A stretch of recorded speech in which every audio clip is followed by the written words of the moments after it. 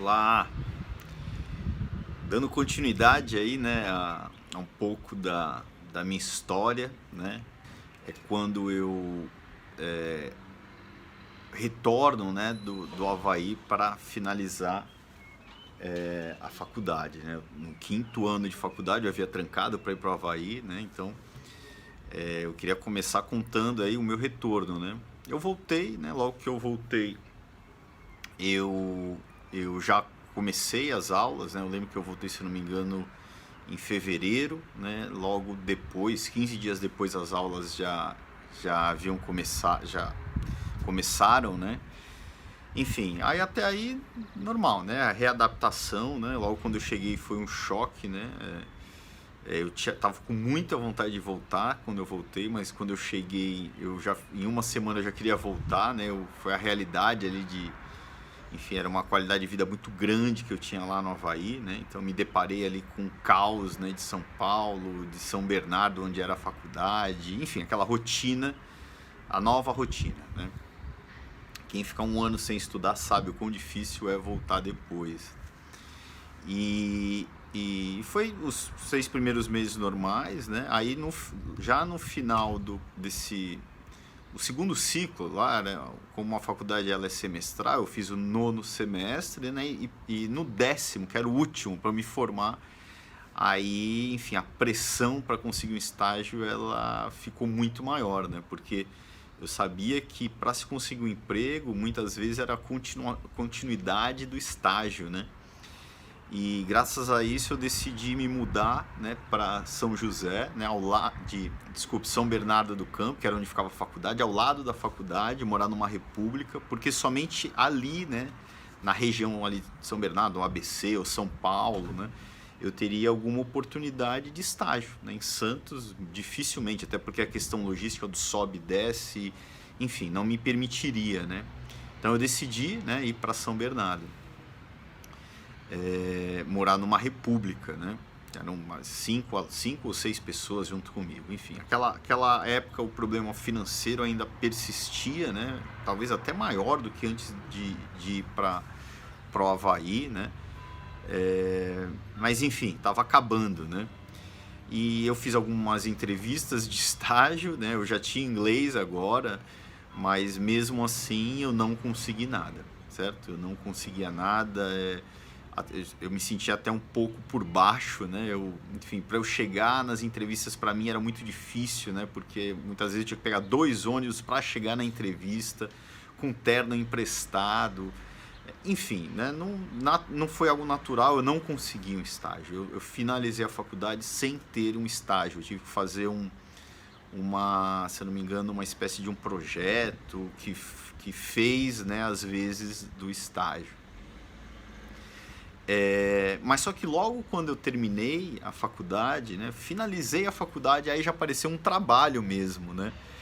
Era numa empresa em Santos, eu não sei exatamente como eu consegui chegar nessa empresa, era uma empresa pequena que fazia análises setoriais, ela estava começando, aí me contrataram, né?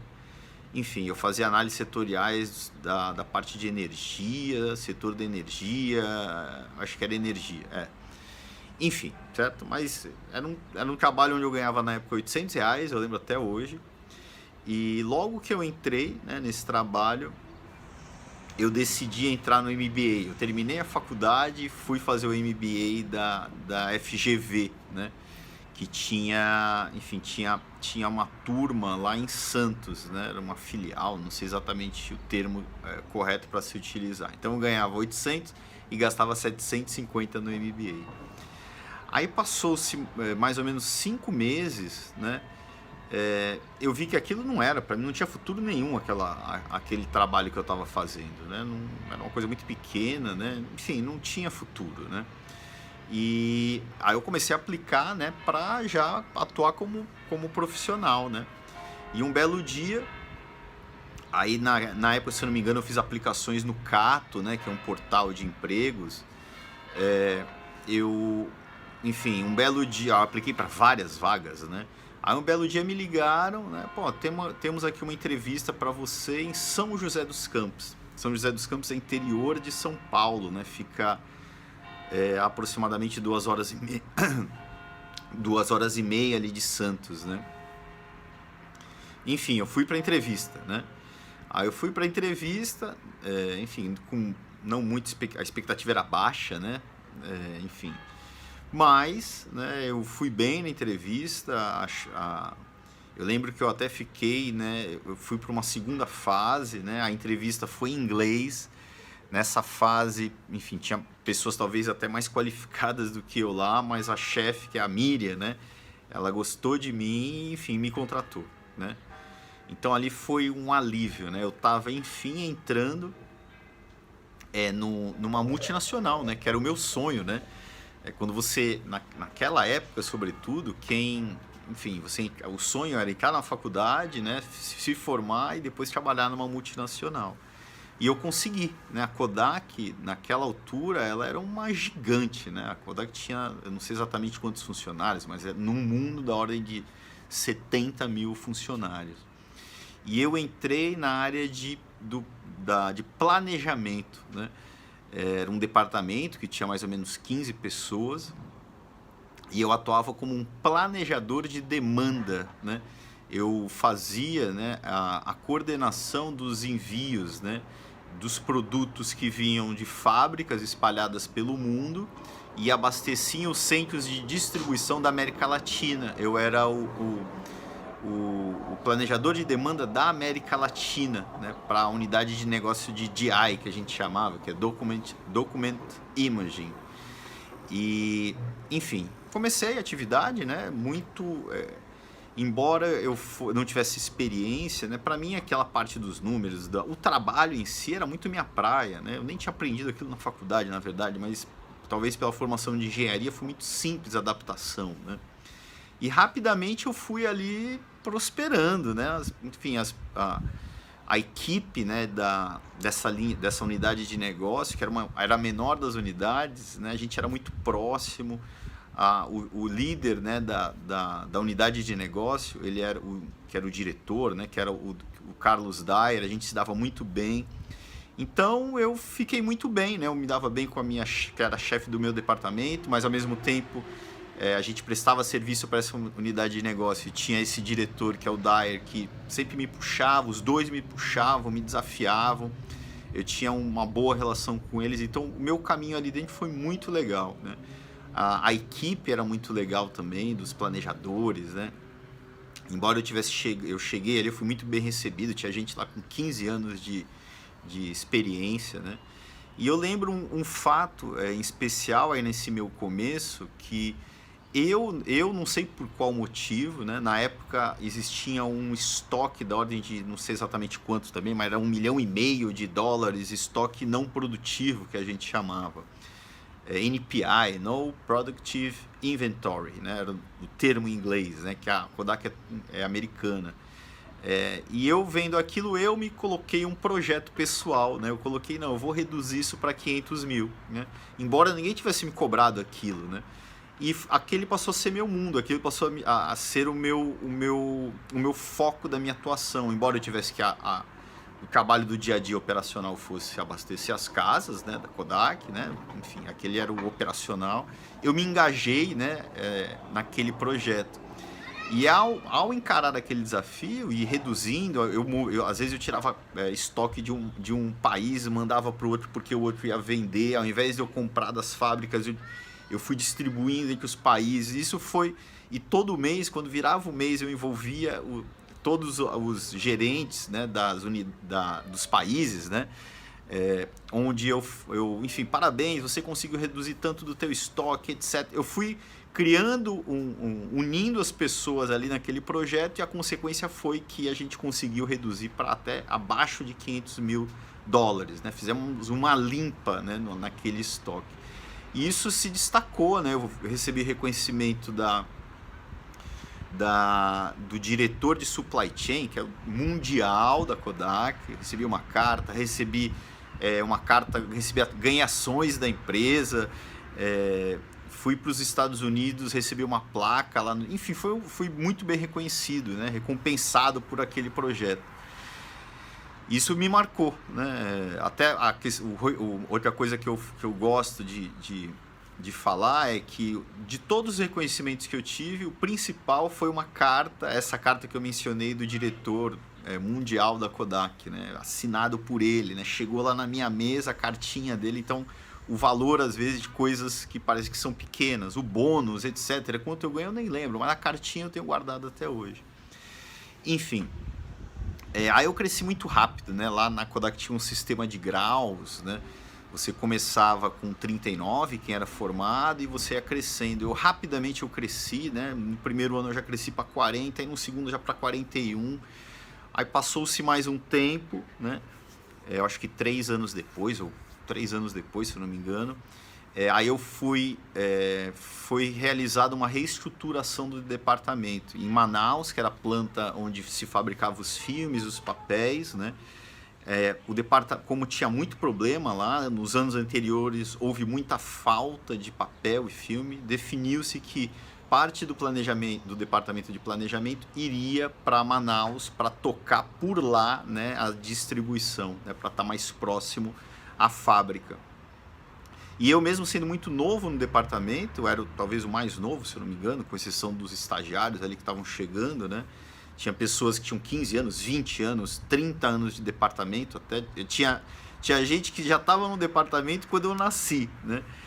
Enfim, me botaram nesse desafio, né? Aí eu fui para Manaus, eu e meus colegas ali, alguns eram amigos, né, do dia a dia, e eu fui liderar lá o departamento. Aí eu subi muito de grau, nessa altura eu acho que era o que tinha o maior grau de todo o departamento. O departamento até sofreu uma unificação, já não eram mais 15, né? Uniu outros departamentos de planejamento da fábrica com o de demanda. Nós éramos em 20, 25 pessoas e eu fiquei, enfim, como o coordenador, né, desse departamento lá em Manaus, né? Foi um upgrade aí na minha carreira muito rápido. Só que tinha um senão, né? Quem ia para Manaus, na teoria, não voltaria mais, né? Então eu estava indo já sabendo que, enfim, dificilmente eu voltaria.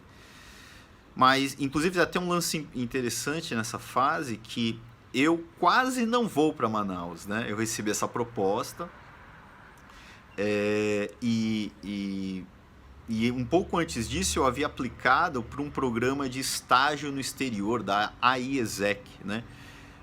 Você fazia um intercâmbio trabalhando, né, numa empresa no exterior. Sempre foi meu sonho também, né? Eu tenho um primo que fez, né? Enfim, eu sempre tive aquele plano também, né? Eu apliquei, né? A aplicação era no ITA, né? Eu morava em São José dos Campos, era no ITA. Apliquei, passei nos testes, era bem difícil, tinha teste de inglês, era bem difícil, né? Eu apliquei e passei. Né? Então eu recebi a notícia de que, não, Pablo, agora você já pode escolher qual lugar, qual país, aí aplicar para vagas no exterior, para esse estágio. Eu já havia passado no programa, eu tinha 25 anos, enfim, era novo. Ou ir para Manaus, assumir, dar uma progressão de carreira, o salário era mais do que o dobro, eu já tinha direito a bônus ali, né? Enfim, certo? Aí eu decidi ir para Manaus, né? Antes disso eu até agradeço aí a Miriam, o Dyer, né, que eram os meus chefes, né? O Dyer na verdade ele não era o chefe direto, ele era o diretor da unidade de negócios a quem eu prestava serviço, e a Miriam era a líder ali do departamento. Depois veio a Rose, que assumiu o departamento. Todos os meus chefes, né, para mim me ajudaram muito, sobretudo pelo fato de me desafiarem, né? Eu lembro uma vez que vieram 2 chefes mundiais, né, para o Brasil, e alguém tinha que apresentar para eles em inglês, apresentar o departamento, os resultados do departamento, enfim. Quem é que foi lá? Era o Pablo, né? Sempre me botando na linha de fogo, né? Fui para os Estados Unidos participar da convenção anual, tive que fazer uma apresentação em inglês, uma em espanhol lá para toda a liderança da Kodak. E isso faz você vai ficando casca grossa, né? Por isso que eu acho que a formação das lideranças depende muito de você colocar as mesmas, né, as novas lideranças em situações desafiadoras para que elas consigam, a cada obstáculo que ela supera, ela vai ganhando gás, né? Tem até uma prática do método que é o fórum diário, né, que eu indico que em alguma altura a própria equipe, né, facilite os fóruns, não dependa do gerente ou do líder para realizar esse fórum, tá? Enfim, né? Isso, escolas aí já do que eu passei, né? Fui para Manaus, né? A gente conseguiu lá resolver o problema dos filmes e papel. Não faltou filme e papel naquela época, né? Naquele ano, porque a gente tinha um pico de venda muito grande no final do ano. Mas antes mesmo de terminar o ano, eu fui convidado, sempre os desafios, né? Caindo no colo, né? Eu fui convocado, né? Para ser o responsável do departamento, né? Da implantação do projeto SAP, né, que é um software, um ERP, né. Eu fui para os Estados Unidos, fiquei um mês, se eu não me engano, né, 1 ou 2, até mais de um mês, se eu não me engano. E eu fui aprender, né, e parametrizar o software de acordo com a nossa realidade do departamento, né. Então fui para Rochester, né. A gente no Brasil não fala o R americanizado, a gente fala Rochester, né. Enfim, e fiquei lá esse tempo, né? Aí quando eu voltei, eu já nem voltei mais para Manaus, né? Enfim, o Dair muito próximo, né? Ele me ajudou muito. Eu queria voltar para São Paulo nessa altura. Eu já tinha ficado quase um ano em Manaus, né? Tinha sido uma experiência bem legal, mas eu estava querendo voltar, embora aquilo parecia que seria impossível, né? Mas o Dair, cara, ele me deu a oportunidade lá, né, e me colocou como executivo na área comercial, né, mudando totalmente ali o meu rumo, né. Eu fui trabalhar em São Paulo, na cidade de São Paulo, ali no Marketplace, ali que fica em frente ao Shopping Morumbi. Na verdade era home office, mas ali era o escritório da Kodak, onde eu despachava ali de vez em quando, né. E, enfim, vim para São Paulo, né. Quase um recomeço, era até uma atividade nova, que era gerente de desenvolvimento de novos negócios para a América Latina. Novos negócios, eram negócios que não existiam ainda, né? Eram soluções que não existiam, né? Enfim, comecei a atividade, né? Tive alguns desafios, participei de uma licitação no Paraguai, eu lembro, né? Uma licitação grande, né? Enfim, certo? Mas rapidamente, né? Pouco tempo depois, esse departamento da Kodak, essa unidade de negócios da Kodak, foi comprada, ou houve uma joint venture, eu não lembro exatamente, com uma outra empresa, né? O Dair, que era meu chefe, não era mais meu chefe, né? Uma outra pessoa que veio de uma outra empresa com uma outra cultura, né? Enfim, desestruturou tudo aquilo que eu tinha como plano. Eu tinha um suporte muito grande do Dair, porque era um projeto novo, né? Era algo que a gente não sabia se ia vender rápido, enfim, era algo a ser construído, e do nada veio um outro chefe com outra cultura, já querendo o resultado imediato, talvez, embora eu não tivesse recebido essa cobrança. E, enfim, aí eu não sei por quê, né? Somou-se isso ao fato de eu, naquela altura, eu já estar pensando também em ter o meu próprio negócio. Eu não sei porque eu comecei a ser provocado ali pelo bichinho ali ser tocado pelo bichinho do empreendedorismo, né? Apareceu uma oportunidade para eu abrir uma empresa, certo? Enquanto eu estava ali no final já da minha atividade, né? Era uma empresa que eu vou entrar em mais detalhes aí no próximo episódio, que era para distribuir produtos da Ades, né? Da Unilever, aquele suquinho de leite de soja, né? E, enfim, aí somou as duas coisas, né? Eu mesmo estando muito bem nessa altura em termos financeiros, aí eu tinha um bom salário, eu tinha carro, eu tinha telefone, por trabalhar na área comercial, né? Eu tinha contato com clientes, eu levava cliente para almoçar, enfim, eu pagava a conta, eu comia nos melhores restaurantes de São Paulo, né? Mas mesmo assim, né? Eu via que aquilo não era o que eu queria, né? Em paralelo, aí eu via também os executivos, né, que estavam ali acima de mim, não era muito aquilo que eu vislumbrava, né?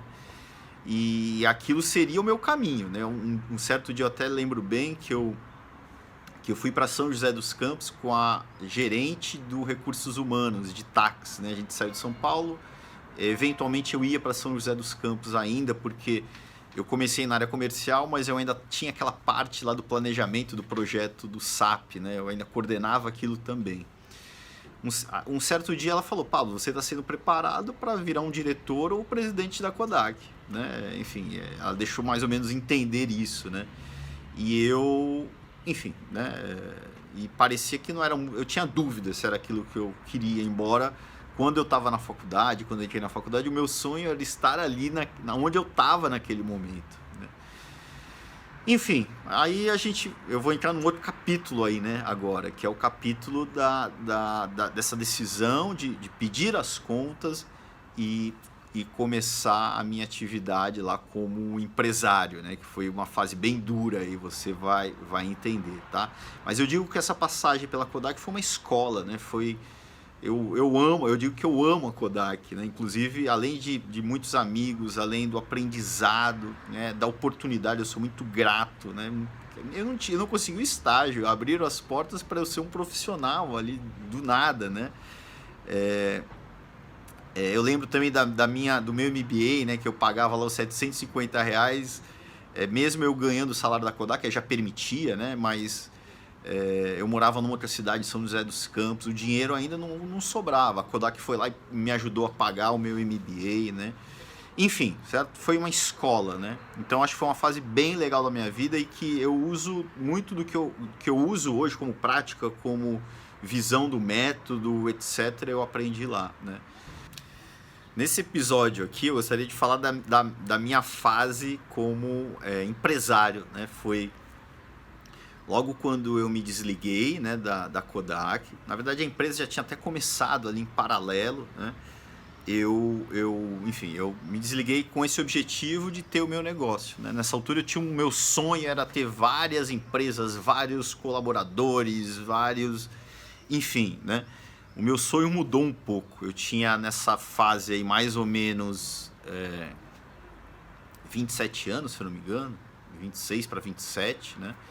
E eu pensava que eu não tenho nada a perder, né? Eu comecei muito pequeno nessa empresa, começou com... Eu lembro até do investimento, eram R$ 20.000, né?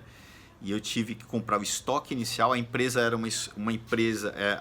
a proposta, né, era que eu fosse um micro distribuidor da Ades, do suco Ades, né, que é da Unilever, para vender nos mercadinhos, nas cantinas, né? Era um micro distribuidor, né? Eu ia ter que ter um galpão. Eu comprei uma Fiorino, um carro pequeno, e tinha 3 pessoas, um amigo da minha faculdade, o meu irmão e o marido da minha mãe, né? 3 pessoas eram a empresa, né? E eu, no primeiro momento, distante, certo? A empresa começou. Mas muito rapidamente a empresa foi crescendo, né? Chegou uma altura que já tinha mais um motorista, já tinha mais 2 vendedores, né? Chegou uma altura que foi quando eu tive que entrar na empresa, né? Quando eu me desliguei da Kodak, eu entrei na empresa, aí já tinha 10, sei lá, 12 colaboradores, né? Aí eu entrei para gerir aquilo ali, né? E foi muito rápido, né? A empresa, eu não lembro exatamente quando, né? Mas eu já entrei com uma meta de que eu não poderia ficar na mão da Ades, né? Somente da Unilever. Agora eu tinha uma distribuidora que tinha, né, a representação da Ades, mas se a Unilever desse um espirro, eu pegaria uma pneumonia, né? Então eu sempre tive na minha cabeça, se eu estou 30% na mão de um fornecedor ou de um cliente, o meu risco de fechar é muito grande, né? Porque um espirro dele vai me causar uma pneumonia. Então eu fui atrás, né? Primeiro com a própria Unilever, aí eu comecei a distribuir a linha de alguns alimentos, né? Isso especificamente na região da Baixada Santista, que era a minha área, né? Era em Santos o meu centro de distribuição ali, o meu galpão, né? E rapidamente eu fui introduzindo produtos, foi crescendo, né? Aí eu comecei a botar outros produtos de bebida. Eu lembro que eu botei eu não sei exatamente qual época, mas o suco Sufresh, que na época era muito forte, Guaraná Viton, se eu não me engano, aí água mineral, algumas águas, né?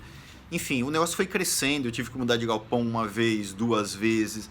Aí chegou uma altura que eu já tinha caminhão, certo? Eu tinha 5 carros, um deles era caminhão. O negócio foi crescendo muito rápido, mas isso tudo muito rápido, né? Eu diria que foi sei lá, em 2 anos, 3 anos, certo? Foi algo que era uma coisa micro para muito grande, né? Muito rapidamente. Essa empresa já faturava R$ 400 mil por mês, 350, R$ 400 mil por mês. Aí a empresa continuou crescendo, né? Chegou uma altura que eu me aventurei, né, eu recebi uma proposta da L'Oréal, aí já eram duas gigantes, era a Unilever, que eu continuava ali representando, e a L'Oréal, que queria entrar na Baixada Santista, né? A L'Oréal com produtos totalmente diferentes do que eu fazia, na verdade. Não era o mesmo canal ali de distribuição. Eram cosméticos profissionais, era uma linha de cosmético profissional, que é a linha da Redken, né? Onde eu só venderia para salão de beleza, um outro mundo, cosmético e um outro mundo, né? Aí, ok, fui, né? Peguei aquela linha e comecei a vender. Era até minha esposa já nessa altura, que eu vou ter que voltar na história em algum momento para falar sobre ela. Ela assumiu ali a linha de frente das vendas, né, da Redken. E aí continuou crescendo. Chegou uma altura que eu trouxe outra linha da L'Oréal, a Matrix, né? Aí também distribuindo na Baixada Santista. Eu sei que chegou pouco tempo depois, eu tinha essa minha distribuição dos cosméticos. Aí eu tinha a empresa que era distribuidora de bebidas, que seguiu, né?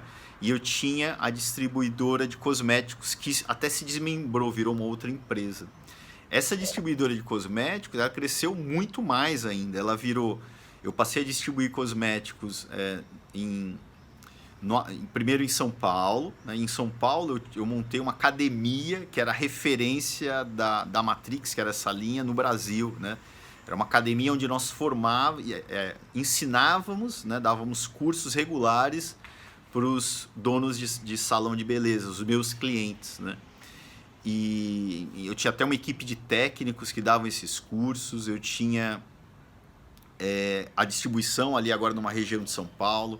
Eu peguei a distribuição do ABC, eu peguei a distribuição do Vale do Paraíba, de Campinas, aqui já com outros sócios. Campinas e Vale do Paraíba já era com outro sócio. Montei um salão de beleza, que era um salão de beleza modelo dessa marca também no Brasil. O salão de beleza duplicou de tamanho, ele cresceu, né?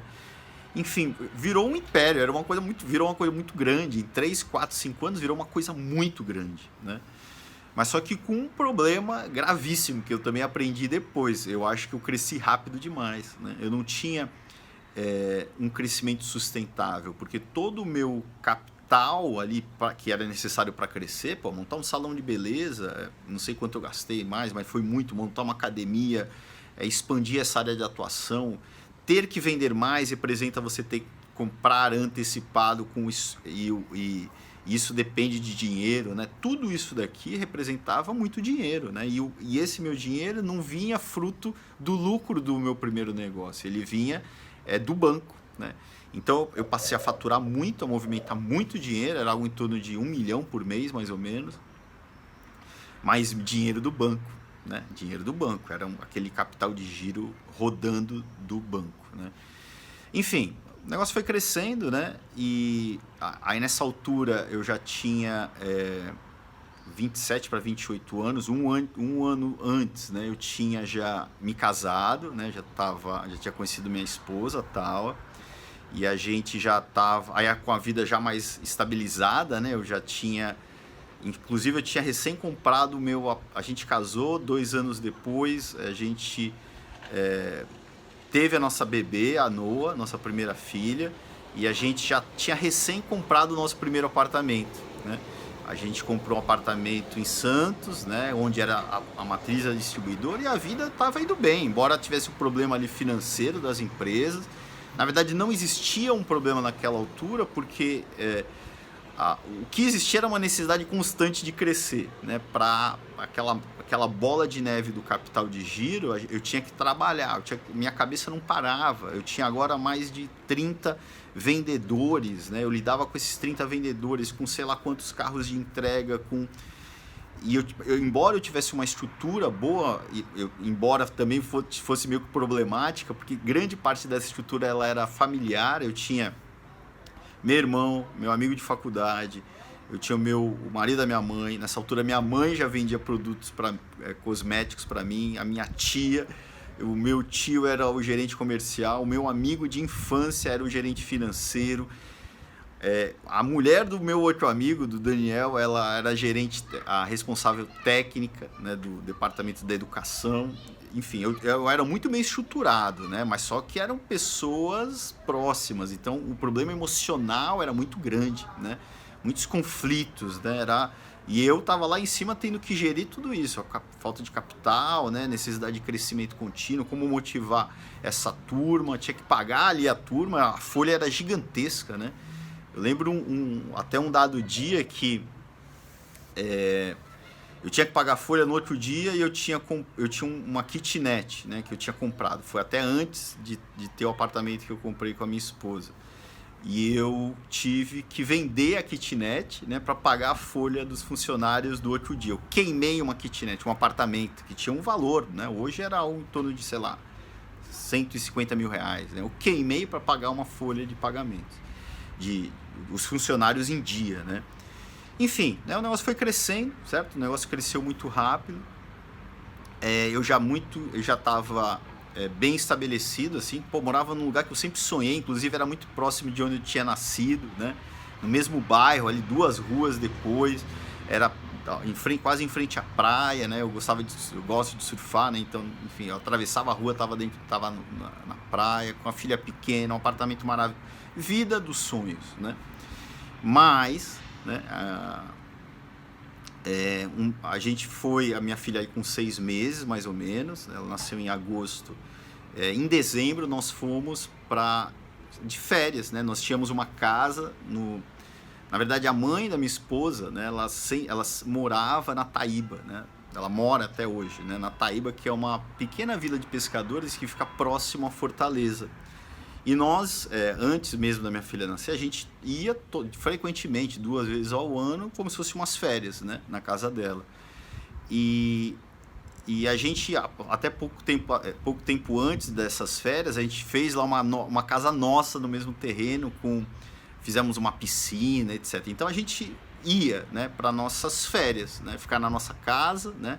Na verdade ainda não era uma casa, era uma suíte e uma piscina, uma churrasqueira, né? E nós fomos, né? Nesse dezembro nós fomos para lá, né?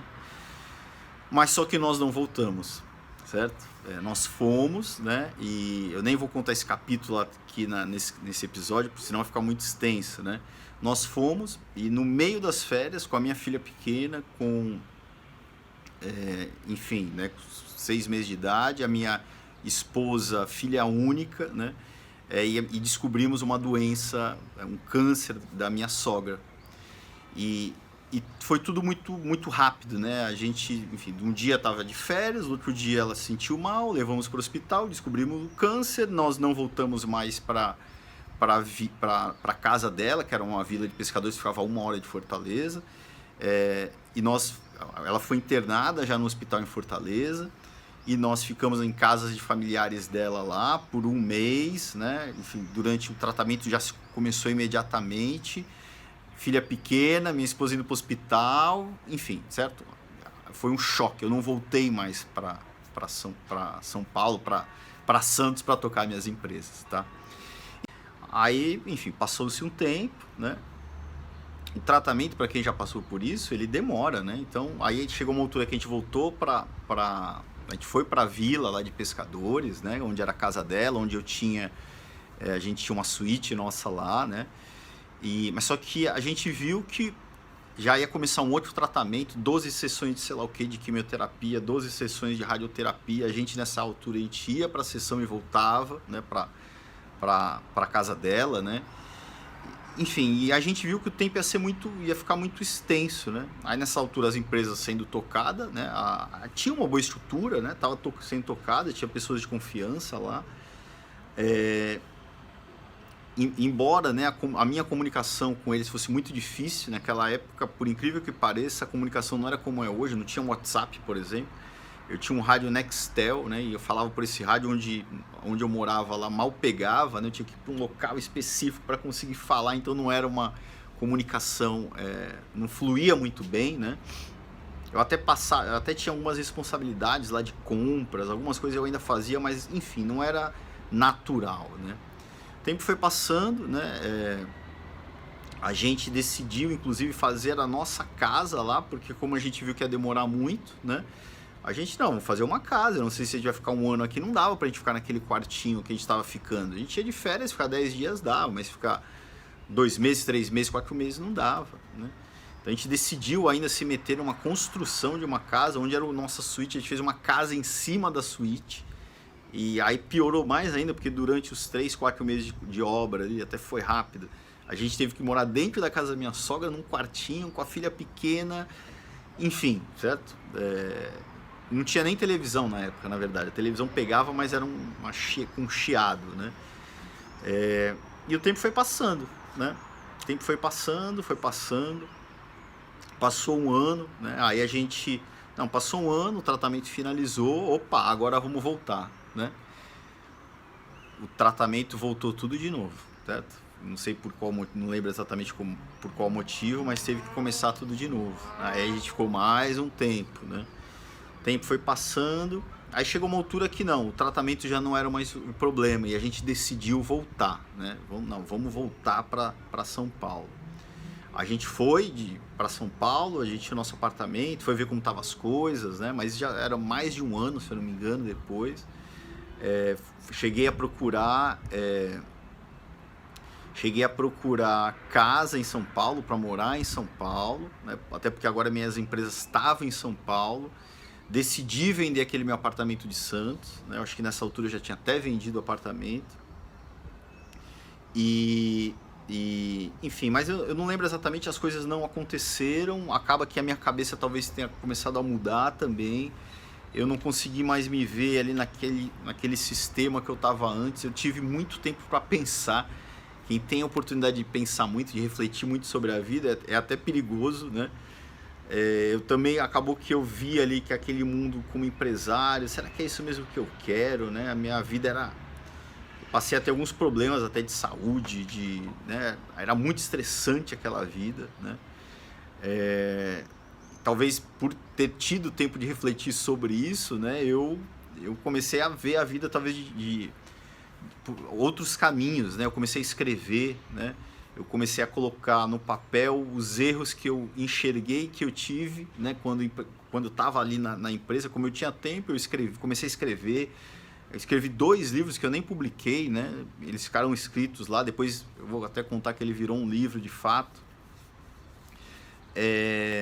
Eu lembro numa época, aí depois aí eu já comecei tomei a decisão das empresas, né? E comecei já a reestruturá-las, né?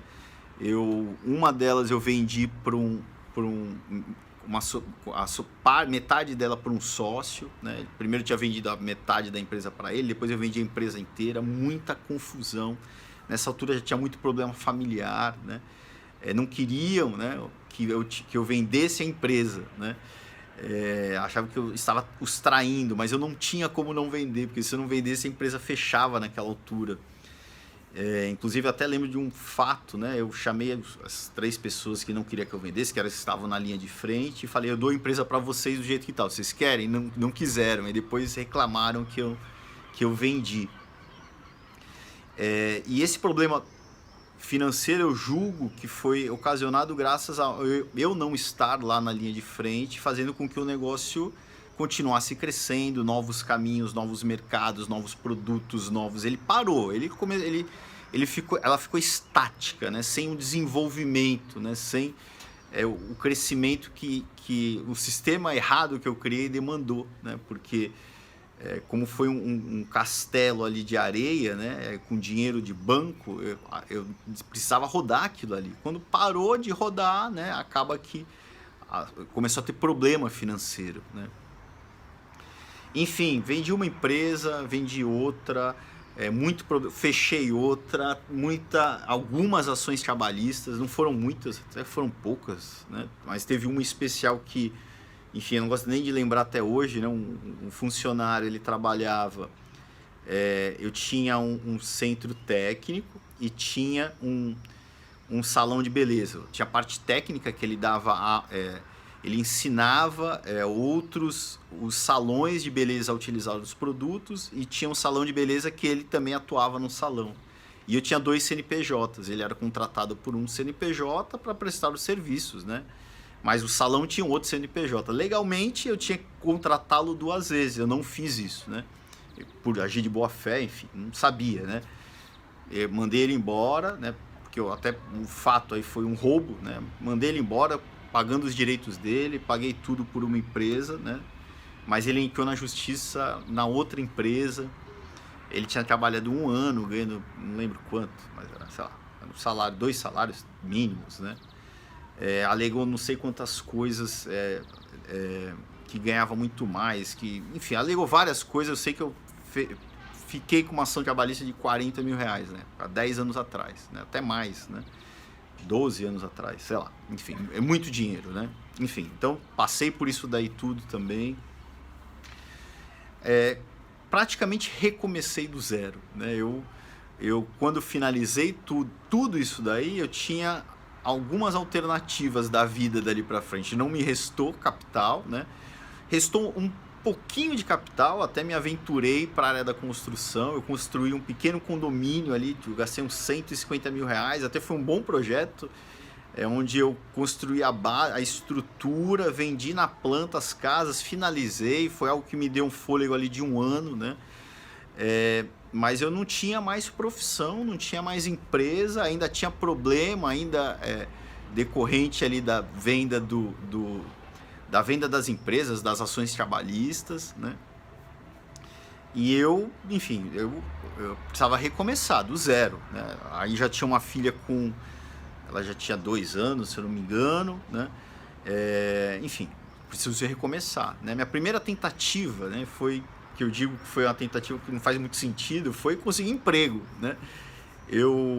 Primeiro eu contactei os colegas da Kodak, um deles conseguia até uma oportunidade para mim, né? Mas era um nível muito mais baixo do que eu tinha antes. Fui fazer entrevistas em São Paulo, fui também chamado, mas era um salário que não sei se o meu patamar de vida subiu muito enquanto empresário, não dava, não fechava a conta, né? Era algo em torno, não fechava, não dava para eu ir para lá morar, nem mesmo um aluguel ali com o estilo de vida que eu tinha naquela época, eu não conseguia pagar direito, né? Era melhor eu estar ali na minha casa, que agora eu tinha uma casa lá na Taíba, né, na Vila de Pescadores, do que talvez voltar, né? Então eu me vi totalmente perdido. Essa fase foi totalmente perdido. O que eu vou fazer da minha vida? Fiz entrevistas em Fortaleza, mesma coisa. Nessa daí eu nem passei, se eu não me engano. Mas o salário também era algo que, enfim, mas era um recomeço mesmo. Ali era como se estivesse começando do zero. Eu digo que comecei do zero quando entrei na Kodak, saí da Kodak lá por cima, fui empresário, vivi por muito tempo mais por cima ainda, né? E do nada eu voltei para menos o que eu era quando eu entrei na Kodak. Enfim, mas eu tinha um conhecimento, né? Então esse era o grande diferencial. Agora eu tinha muita experiência, principalmente das pauladas que eu tinha tomado ali como empresário, né? Dos aprendizados que eu tive, né? Sobretudo por ter tido tempo de refletir sobre os meus erros e acertos de toda a minha experiência, né? Eu até gosto de brincar, o que faz aqueles caras que viveram, se eu não me engano, 300 a.C., né? Sócrates, Aristóteles, os filósofos, né? Que a gente até hoje fala deles, né? Até hoje, enfim, eles são a base aí da nossa cultura. Por quê, né? Enfim, eu gosto de brincar que eles tinham muito tempo para pensar, né? Não tinha internet, não tinha televisão. Eu tive essa oportunidade. Ao viver ali na Vila de Pescadores, né, de 3 mil habitantes, era isso. Minha vida era pensar, né?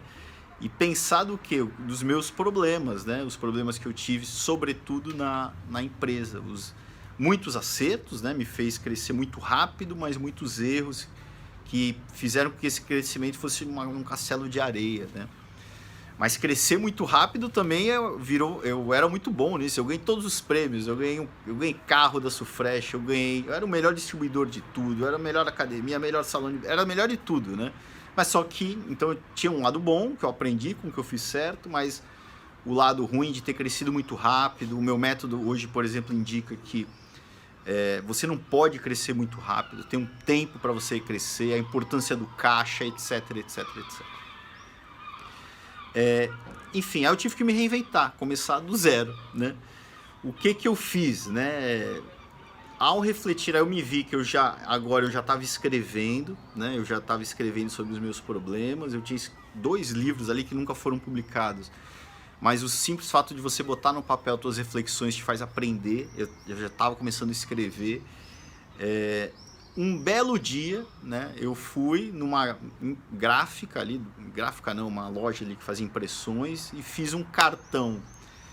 Pablo Monteiro, consultor, certo? Eu nem sabia do que eu seria consultor ainda, mas eu fiz o meu cartãozinho, né? Então ali foi um marco, né? Foi o marco da carreira que eu tenho hoje. Foi o primeiro passo. Foi ali aquele cartãozinho que eu fiz, né? Dali, né? Que isso faz mais ou menos... deixa eu ver se eu não posso errar muito com as datas aqui. Mais ou menos 10 anos atrás, 11 anos atrás, se eu não me engano, certo? Foi dali, né? Que o ato de eu imprimir aquele cartão que me trouxe para o que eu tenho hoje, né? Eu tinha recém ali, enfim, eu não tinha o que fazer na época, né? Eu tinha já vendido todas as empresas, eu estava morando ali na Taíba, na Vila de Pescadores, né? Eu tinha uma filha pequena de 2 anos, de 1 a 2 anos, não sei exatamente quantos anos ela tinha, e eu tinha que fazer algo, não tinha dinheiro, né? Eu ainda tinha, né? Eu até lembrei, esqueci no último episódio, uma renda da venda de um salão de beleza, que inclusive a cliente, quem comprou depois parou de pagar no meio do caminho. Enfim, tive que recomeçar, né? Fiz o meu cartãozinho e comecei, né? Primeiro cliente que eu fui bater na porta, eu fui bater nos próprias pessoas ali, as pequenas empresas da região, uma loja de material de construção, se eu não me engano, uma marcenaria que fazia ali, enfim, móveis, né? E o meu serviço ali era R$200, me paga R$200, eu vou te ajudar a organizar, R$200 vou te ajudar aqui a organizar. Eles toparam, né? Até começou 2 projetinhos ali, né? O meu problema naquela altura era, é o meu primeiro, né? Virei consultor, mas nunca fui. Qual que vai ser aqui o meu case? Quantos projetos? Isso eu ficava atormentando a minha cabeça, né? Embora nunca ninguém me perguntou quais projetos de sucesso eu já tive, mas isso para mim ele me bloqueava, né? Aí a minha filha chegou a fazer 2 anos, chegou a altura dela ir para a escola, né? Na Taíba enfim, a gente tinha uma preocupação grande, né, dela estudar lá, porque não tinha opções de boas escolas, né? Aí a gente decidiu ir para Fortaleza, né? Nos mudamos para Fortaleza, até porque agora eu acreditava mais ali naquela função do consultor. Era aquilo que eu queria. Eu até já sabia que tipo de consultor que eu era. Na época eu não sabia. Eu era um consultor de gestão, né, para pequenas empresas. Aquele era meu foco. Fomos para Fortaleza, alugamos um apartamento pequenininho, mas numa região boa. Eu lembro que logo na primeira semana eu falei, eu vou bater nas portas, né? Aí eu peguei o meu cartão, eu lembro que eu fui até o Beach Park, né? E fui parando porta a porta todas as empresas que tinham no caminho, entregando o meu cartãozinho ali, né? Infelizmente não rendeu nada dali, né? Mas enfim, eu tinha aquela missão, né? Aí eu tracei uma estratégia de conversar com contadores, né? Alguns amigos, me indica qual é o nome do teu contador? Marca pra mim, alguns amigos, né? Todo mundo que tem uma empresa tem um contador. Me indica lá para eu conversar com ele, fazer uma proposta, né? Eu lembro de ter conversado com 2 contadores, onde a proposta era... Eu tinha um plano lá de consultoria e eles ficavam com uma parte de uma comissão, era alguma coisa assim, né?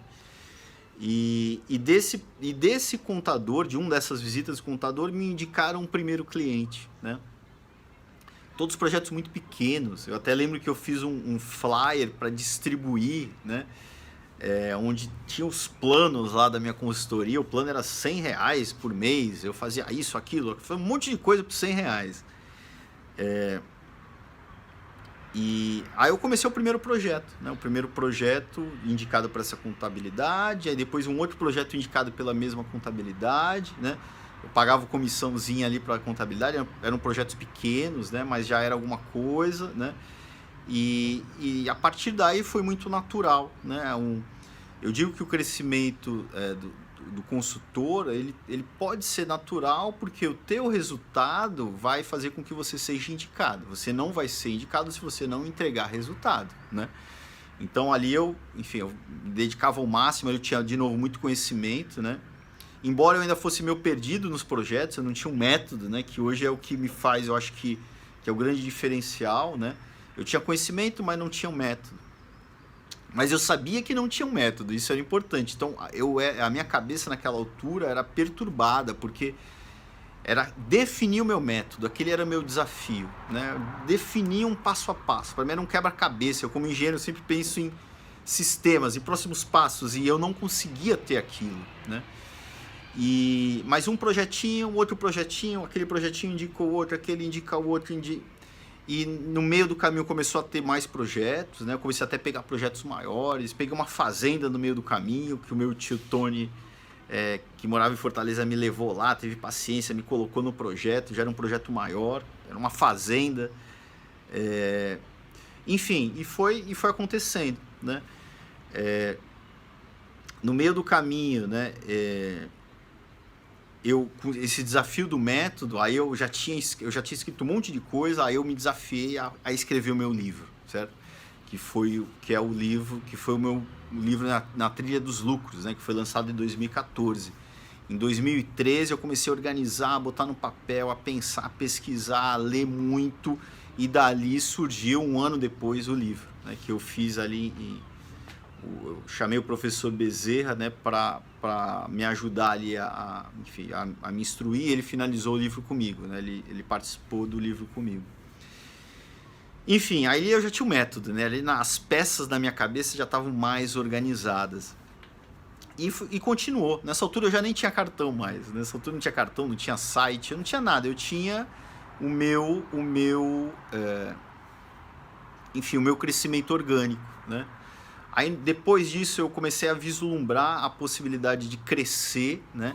De ter consultores trabalhando comigo. Aí eu criei uma empresa, a ADM Box, né? Onde até eu tinha um escritório nessa altura, onde eu quase não ia no escritório, eu montei o escritório não sei para quê, né? Mas enfim, acaba que esse projeto de ter consultores não funcionou. Sempre eu trabalhando, né? Mas o que eu senti era que o ticket médio ia crescendo, né? Antes eu cobrava 200, eu já estava cobrando 3.000 por projeto, né? E eu fui moldando a minha forma de atuar de uma maneira diferente do mercado, né? Eu não era um consultor de um projeto específico, né? Eu atendia vários clientes simultaneamente, eu cobrava um pouquinho de cada, 2.000 de um, 1.500 do outro, 3.000 do outro, onde eu com 10 projetos, porque a minha ideia sempre foi visitar um cliente de manhã e uma tarde, eu conseguia ter uma boa renda e ter uma vida muito legal, né? Eu morava em Fortaleza nessa época, eu ia surfar quase todos os finais de tarde, enfim, certo? Tinha uma vida legal, né? O meu filho já está na jogada antes do livro, né? Nasceu o Gael, né? Nasceu em Fortaleza, então eu tinha uma filha que nasceu em Santos, aí o Gael nasceu em Fortaleza. Nós fomos obrigados a ir morar num apartamento maior em Fortaleza. Enfim, estava tudo se encaixando, né? Até que, né? Aí no meio dessa jornada, né? Apareceram alguns projetos para restaurantes, né? Um especial, né? O do Amir, né? O do Hanas, onde ele me desafiou lá a fazer uma redução drástica lá do CMV dele, né? E ele é um restaurante self-service e para mim o que foi muito importante foi ele bancar aquele projeto. Pablo, eu ia lá 2 horas por semana. As coisas aconteciam, mas no ritmo, né? Enfim, devagar. Ele falou, não, Pablo, eu quero que você fique 16 horas aqui por semana. Cara, ali o projeto dele em menos de um mês explodiu, né? E eu tive tempo de testar. Eu digo que ali foi meu doutorado, né? E eu comecei a gostar daquela área da gastronomia. Dali do Amir já surgiram outro projetinho, né? As coisas estavam indo bem, aqui eu já devo estar mais ou menos 2016, aí nessa altura, eu individualmente atuando nos meus projetos, sem cartão, orgânico, ganhando bem, com a crise, dificuldade de novo. Eu lembro que com a crise, né, que veio, né, eu cheguei até a decidir voltar para Taíba numa época, né, depois eu voltei para Fortaleza de novo. E tava tudo indo bem, né? Tava, enfim, com meus projetinhos, tocando, feliz, com 2 filhos, ok, tinha minha casinha lá na Taíba, morava de aluguel em Fortaleza. E, o marido de uma ex-cliente minha, né, o Patrício, ele me chamou para uma reunião para a gente tentar criar um produto em conjunto. Ele era mais da área de marketing, né? Ele me via como sendo mais da área financeira, embora eu fosse da gestão, né? E a gente, cara, vamos criar um produto em comum para a gente vender para o mercado, né? Aí a gente decidiu criar, né, focar qual nicho nós vamos trabalhar. Para mim foi muito natural, né? O nicho para mim era da gastronomia. Ele também tinha aí uma sinergia com a gastronomia, ele já tinha tido negócio na área, ele gostava da área e a gente decidiu focar ali na empresa, né? Naquele nicho. A gente até criou uma empresa que eu não faço mais parte, que foi um Instituto à la carte, que ele toca lá até hoje. E ali começou, né? Ali começou, ele fazia a parte comercial, eu fazia ali o back-office dos projetos, coordenava os projetos. Começou a aparecer 1, 2, 3, muito bom comercialmente, 1, 2, 3, 4, tinha vários projetos, aí já estava com 2 consultores trabalhando junto com a gente, eu coordenando ali, né? Mais de 30 projetos simultaneamente. E tudo indo bem, né? Foi muito rápido isso. Em 2017, a gente tinha tido um problema, né? Há 1 ou 2 anos atrás, um problema de onde minha filha com minha esposa quase foi sequestrada ao sair da escola. O Brasil ali no auge do problema de insegurança, em Fortaleza talvez mais crítico ainda do que várias cidades do Brasil, né? Eu tendo que ir para Fortaleza, nessa altura eu acho que eu estava morando na Taíba de novo, mas eu ia e voltava, certo? Para Fortaleza todo dia. E meus clientes ficavam em regiões periféricas, eram algumas fábricas de confecção, né? Nessa altura eu ainda tinha clientes que não era só da gastronomia, né? Embora ali, depois que eu comecei o Instituto à la carte, eu comecei a desligar e meu foco foi de fato a gastronomia. Chegou uma época que enquanto eu estava no Brasil, ainda tinha uma mistura, né? E no começo de 2017, eu fui chamado pela FIEC, que é a Federação das Indústrias do Ceará, junto com o Sebrae, né, para tocar um projeto junto com eles. Era um projeto onde eu ia implantar o meu método em 10 empresas lá associadas lá ao FIEC. Enfim, toquei esse projeto e esse projeto me deu um fôlego financeiro muito grande, né? Além disso, eu dei palestras eu fiz uma rodada de palestras, se não me engano, por todo o interior do Ceará, Sobral, Limoeiro do Norte, todo o interior do Ceará.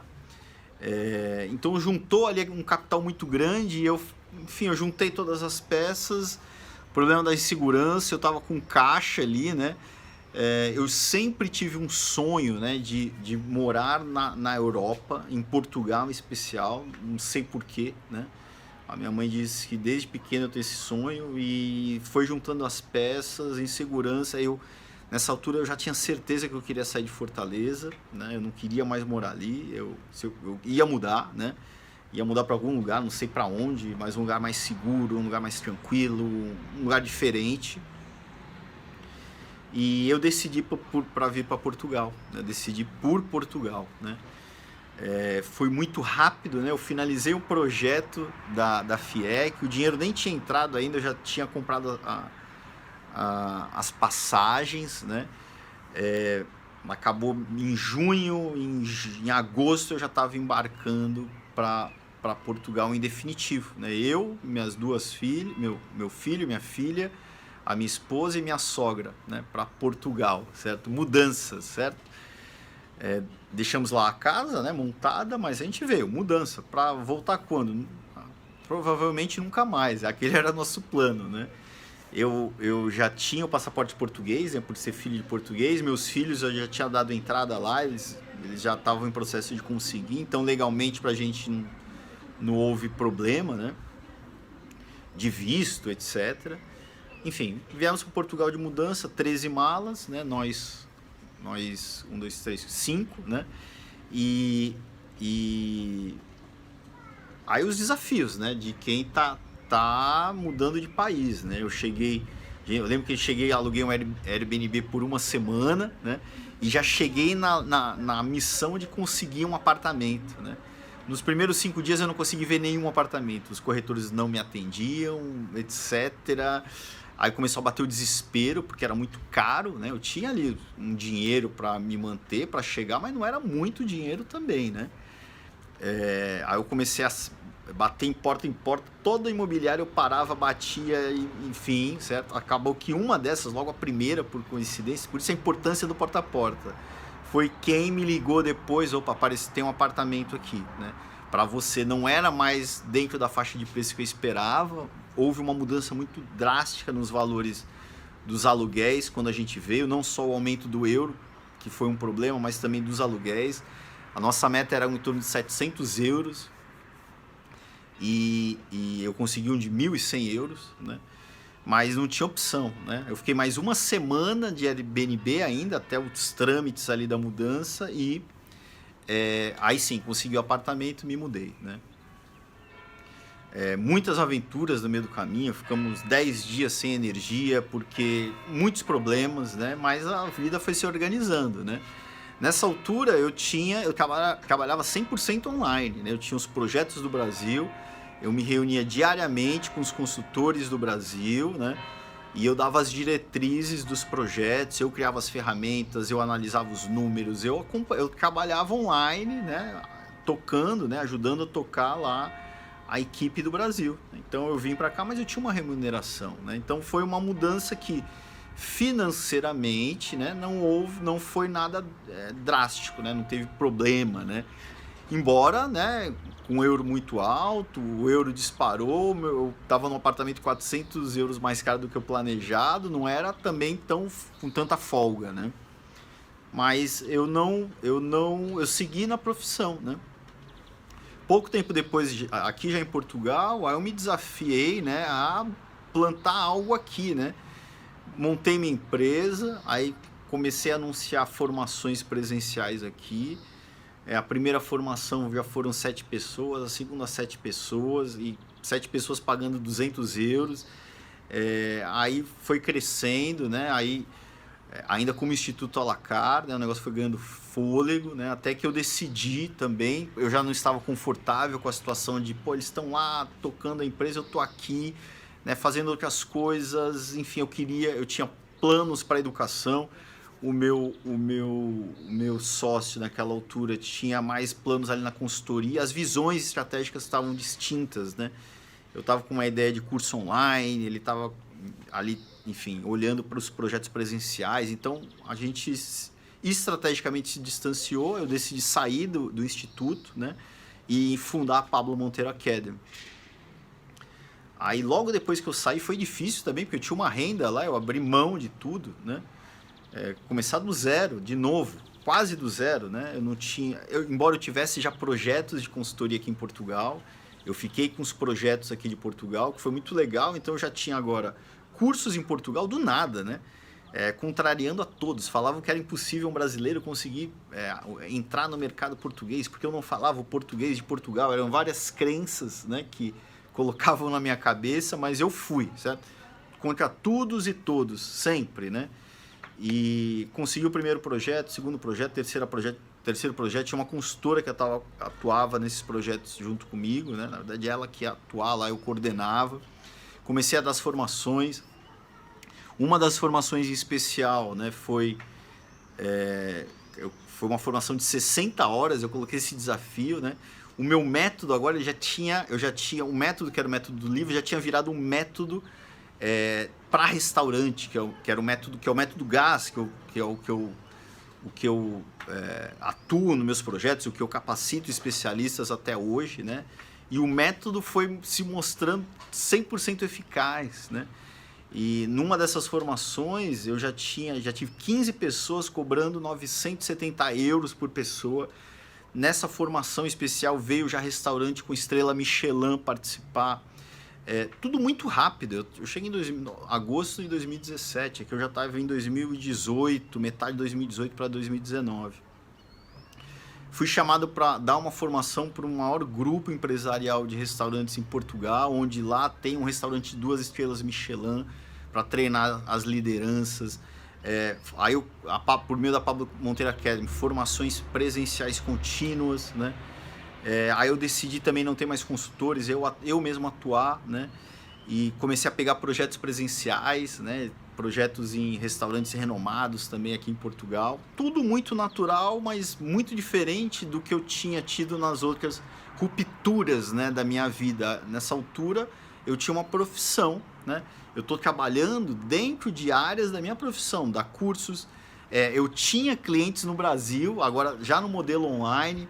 Eu realizava e realizo estudos de viabilidade econômica e financeira no modelo online, até com o meu parceiro, com o meu antigo sócio do Brasil. Ele manda muito projeto para eu analisar. Muitas saídas profissionais, né? E eu executando todas, né? Projetos presenciais, projetos de consultoria online, estudos de viabilidade, cursos presenciais, né? E por fim, né, que é o que hoje eu diria que é a maior parte do meu trabalho, né? Os cursos online. Então o método, ele virou... eu me desafiei a colocar o método num curso online. Eu já tinha um curso presencial, na verdade eu só coloquei numa plataforma e mudei a forma de ensinar, né? Que é algo recente até, aqui eu diria que tem 1 ano esse projeto online, né? Mas aí já tenho mais de 3, 4 turmas que foram formadas de donos de restaurante no online. Então agora já tem centenas de pessoas que aprenderam o método, que conheceram o método, tiveram contato ou por meio de uma consultoria ou por meio de uma formação presencial, e agora algo que é muito maior, formação online, né? Eu tive também uma experiência muito legal. Eu fui para o Brasil, né, no ano passado. Aí eu tive a oportunidade de dar cursos presenciais em São Paulo. Eu tinha dado cursos presenciais em Fortaleza. Eu dei palestras em universidades, na UFRJ, na Estácio, algumas universidades, né? Tudo muito rápido, né? Então eu diria que vir para Portugal não mudou nada. O que eu acho que é bem legal desse projeto, que eu comecei lá imprimindo o meu cartão para me tornar um consultor. E hoje, né, eu acho que agora eu já estou entrando numa outra fase, né? Me desafiando a formar, né, especialistas para ajudarem os restaurantes, né? Porque eu vi no meio do caminho que muitos donos de restaurantes, né, precisam da gestão, todos precisam. Alguns querem e vão buscar por meio de cursos, muitos vão para os cursos, mas não implantam as práticas. Precisam de alguém ajudando eles a implantar, né? Então eu estou nessa missão agora de formar especialistas, formar donos de restaurantes e unir, né, por meio da gestão, do conhecimento de gestão. Cada vez mais eu acredito muito no meu método. Eu sei que muito rapidamente eu vou e dou resultado, né? Que para mim é um propósito muito nobre, né? Hoje eu trabalho numa área que eu digo que tem propósito, porque eu ajudo o dono de restaurante financeiramente, eu ajudo o dono de restaurante a deixar de ser escravo do próprio negócio, eu ajudo as pessoas que trabalham no restaurante por meio do desenvolvimento pessoal e profissional deles, né? E ajuda os clientes por meio de uma melhor experiência, né? Quando todos os processos funcionam, o cliente tem uma melhor experiência. E aqui eu toco, enfim, né? Eu toco a qualidade, a vida das pessoas, né? As pessoas vão no restaurante junto com as famílias, com os amigos, para celebrar, para ter momentos de felicidade, enfim, certo? Então tem muito propósito, né? Então eu digo que hoje, né, embora ainda me julgue novo, apesar da barba branca, né, enfim, eu estou numa guinada importante, né, da minha carreira, e espero, né, que esse não seja o último episódio. Eu quero ter vários episódios aí e ter oportunidade de compartilhar com você, tá? Mas por hoje é só, né? Eu acho que essa primeira etapa da minha vida ela completa aqui. Uma coisa importantíssima que eu não poderia deixar de falar, né? Em Portugal, eu tive minha filha aqui em Portugal, a Aloy, né, que hoje tem 1 ano. Então hoje eu tenho 3 filhos, 2 meninas, 1 menino, um nasceu em Santos, um nasceu em Fortaleza. A Aloy já nasceu aqui em Portugal, né? E eu acho que para encerrar essa história, o sol está até se pondo, eu acho que eu falei demais, né?